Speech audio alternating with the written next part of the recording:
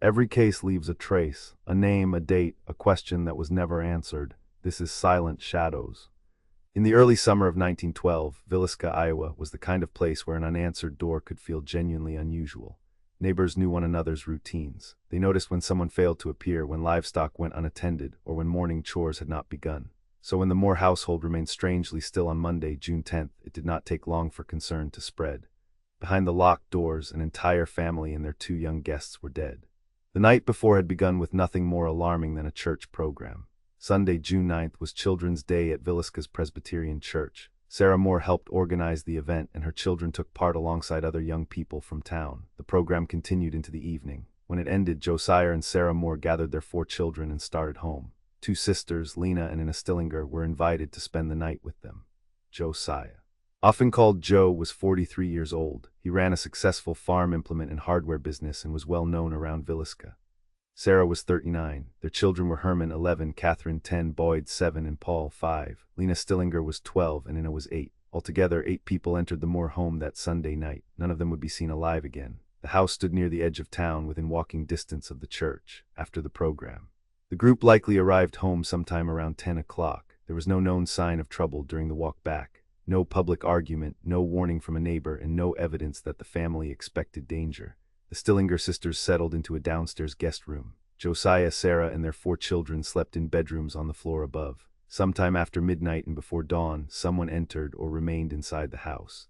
The attacker moved from room to room and killed all 8 occupants with an axe that belonged to Josiah Moore. Most appear to have been attacked while they were in bed. The violence was overwhelming, but the surviving physical evidence never provided investigators with a clear identity. Even the basic question of how the killer entered the house would remain unsettled. Now here's where the silence becomes important. The following morning, a neighbor named Mary Peckham noticed that the Moore home showed none of its normal activity.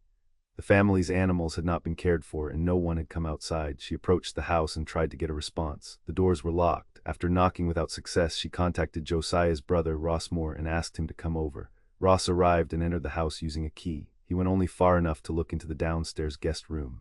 There, beneath bedding, he saw what appeared to be 2 bodies. He quickly withdrew and told Mary Peckham to summon the authorities. Villisca's peace officer, Henry Horton, arrived soon afterward. Horton searched the home and confirmed the scale of what had happened. The Stillinger sisters were downstairs. The 6 members of the Moore family were upstairs. The murder weapon was found downstairs. It was Josiah Moore's own axe, apparently taken from the property and used inside the home. Investigators also discovered that mirrors had been covered with clothing. Glass panels and doors were covered as well. These details have inspired endless theories. Was the killer hiding reflections, blocking the view from outside, or following some private ritual? No explanation has ever been proved. There were other unsettling signs. Bedding and clothing had been placed over the victims' faces. The axe had been wiped to some degree, although it was not free of blood. Marks found in parts of the house suggested the weapon may have struck walls or ceilings during the attacks. Yet the scene did not offer a simple narrative. Some details were reported differently over time, and later retellings often blurred established evidence with rumor. The approximate time of death was placed around the hours just after midnight, though forensic medicine in 1912 could not narrow that window with modern precision. Investigators believe the attacker may have waited until the household was asleep. If so, that person either entered quietly or was already inside. The layout required movement between 2 floors, meaning the killer had to pass through the darkened house while 8 victims lay in several different beds. It is difficult to discuss the investigation without confronting one major problem. The crime scene was quickly compromised. Curious residents gathered around the property.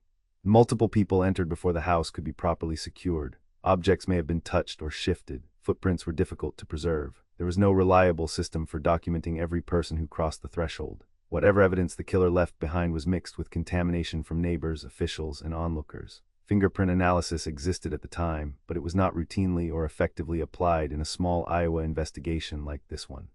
Blood typing was in its infancy. There was no genetic testing, no digital timeline, and no network of surveillance cameras.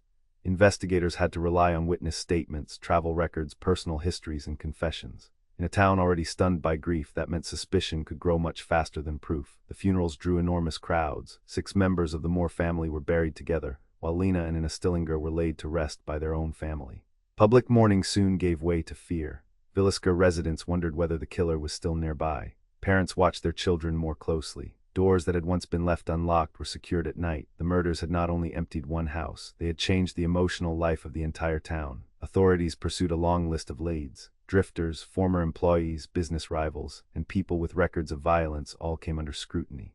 One early suspect was a traveling man named Andy Sawyer, whose behavior and comments about the murders attracted attention. Witnesses described him as unusually interested in the case, but suspicion was not enough. Investigators could not establish that Sawyer had committed the crime, and the case against him went nowhere. Another name was Henry Lee Moore, who was not related to the Villisca family. He was later convicted of killing close relatives with an axe in Missouri.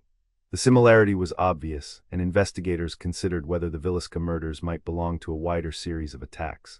Other families across the region had been killed in their homes under comparable circumstances. Still, no physical evidence conclusively connected Henry Lee Moore to the house in Villisca. That wider pattern remains one of the case's most haunting possibilities. Between roughly 1911 and 1912, several axe murders occurred along or near railway routes in the American Midwest and West. In some cases, entire households were attacked at night. Some scenes included covered windows or mirrors. A traveling offender could have arrived by train and disappeared before sunrise. But similarities do not automatically prove a single killer, especially when surviving records are incomplete. Then there was the local business feud. Josiah Moore had once worked for prominent Villisca businessman Frank Jones before leaving to establish a competing company. Their relationship reportedly became bitter. A private detective named James Wilkerson later promoted the theory that Jones had arranged the murders, possibly using a hired man named William Mansfield. The accusation inflamed the town, dividing residents into groups that supported or rejected the theory. Wilkerson was working for people who believed local officials had mishandled the case. His investigation produced public meetings, allegations of corruption, and demands for grand jury action. But the claims against Jones and Mansfield were never proved in court. Mansfield reportedly had evidence placing him elsewhere, and a grand jury did not return charges against him. Frank Jones denied involvement. Neither man was tried for the murders. And the theory remained exactly that, a theory. So let's back up to the night of the church program, because one person there would eventually become the only defendant ever tried. His name was George Kelly. He was a traveling minister born in England who was visiting Villisca and attended the Children's Day service. Kelly left town early the next morning. That timing alone did not make him guilty, but his later conduct brought him repeatedly to the attention of investigators. Kelly showed an intense interest in the murders. He corresponded about the case and reportedly returned to Villisca after the bodies were discovered. His statements sometimes suggested knowledge that investigators found suspicious. He was also regarded as emotionally unstable, and aspects of his personal history made him an easy figure for the public to distrust. Yet being strange, troubled, or fascinated by a crime is not the same as being responsible for it. For several years, investigators continued circling back to Kelly. In 1917, 5 years after the murders, he was arrested and subjected to prolonged questioning. During that interrogation, Kelly confessed. He described entering the Moore home and killing the occupants under what he portrayed as a divine command. On paper, the confession appeared to solve the case. But almost immediately, serious questions emerged about how it had been obtained and whether it was true.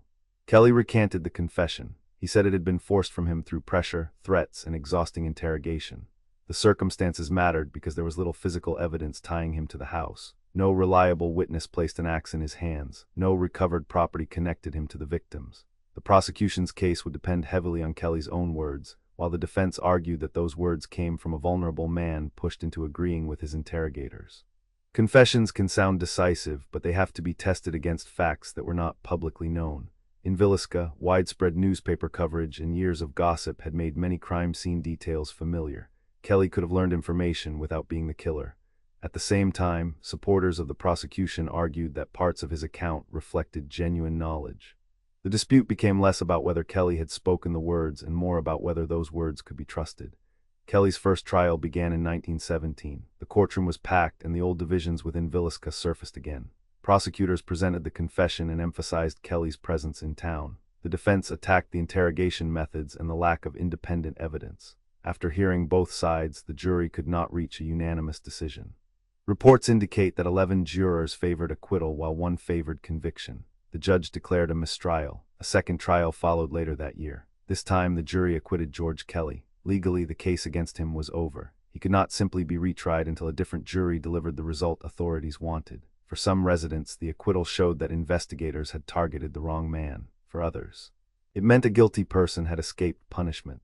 Either way, the verdict returned the case to the same unresolved position it had occupied for years. No one else was ever tried. Grand juries examined evidence and heard competing accusations, but none produced another prosecution. Over time, investigators retired, witnesses died, and memories became less reliable. Documents were lost or scattered. Each passing decade made forensic resolution more difficult. The case remained famous enough to attract researchers, writers, and amateur investigators, but fame also created a second problem. New stories were layered over old ones until fact and folklore became hard to separate. You may have heard claims about uneaten food, a piece of bacon left near the axe, a lamp with its chimney removed, or a killer who stayed in the house long after the murders. Some of those details appear in early records, others vary depending on the source. They may be meaningful, or they may reflect confusion at a contaminated scene. A careful account has to resist turning every odd object into proof of a particular motive. Motive is the deepest unanswered question. If the murders arose from Josiah Moore's business disputes, the children and guests may have been killed to eliminate witnesses. If George Kelly was responsible, the act may have come from severe psychological disturbance. If a traveling serial offender entered the house, the Moore family may have been selected because of opportunity rather than any personal connection. And if there were multiple perpetrators, the entire sequence becomes more complicated still. What does remain clear is the human cost. Josiah and Sarah Moore were not simply names at the center of a mystery. Their children had spent that Sunday performing at church before walking home to bed. Lena and Anna Stillinger were guests on what should have been an ordinary overnight visit. The enduring fascination with suspects and clues can sometimes push those simple facts to the background. 8 lives ended and several families were left to live with the consequences. The house itself survived. Over the years, it was restored to resemble its appearance in 1912 and became a site visited by historians, tourists, and people interested in reports of paranormal activity. Those later stories have helped keep the location famous. But they do not answer the criminal question.